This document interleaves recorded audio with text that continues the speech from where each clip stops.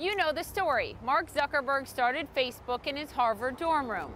But do you know Sheryl Sandberg? She's his right-hand woman, and people say Facebook wouldn't be where it is today without her. Well, I was a really serious geek in high school. It works out. She's Sheryl Sandberg, Facebook's chief operating officer, number 2 to founder Mark Zuckerberg. She joined Facebook in 2008, taking it from less than 150 million users to more than 900 million today. If Sheryl hadn't been there, I don't think Facebook would be going public today so successfully.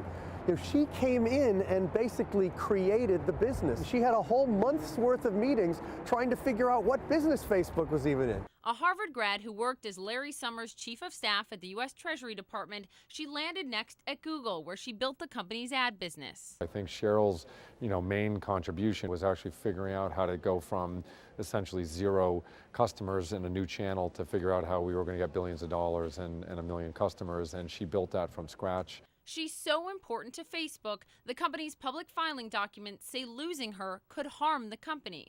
I interviewed her the day Facebook became profitable. So the big announcement today is that we hit 300 million active users, that we're cash flow positive. As a female who has reached close to the top of the corporate ladder, she challenged young women to do the same during her 2011 commencement speech at Barnard. You are the promise for a more equal world, a world where men ran half our homes and women ran half our institutions would be just a much better world. And for this mother of 2, balance is key. I walk out of this office every day at 5:30, so I'm home for dinner with my kids at 6. Has she changed the culture at Facebook, do you think? Oh, absolutely. But I'd say that her influence has gone far beyond just Facebook. I think she's established a new way of doing things, a new culture to aspire to across all technology companies. So she's changed Silicon Valley?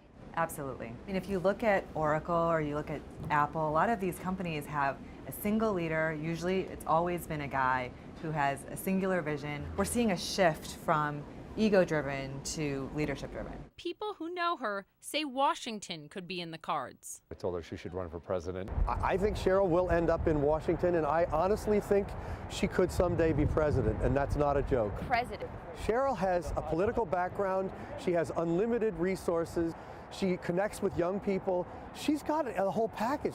Do you have political aspirations? I have aspirations to do something that matters.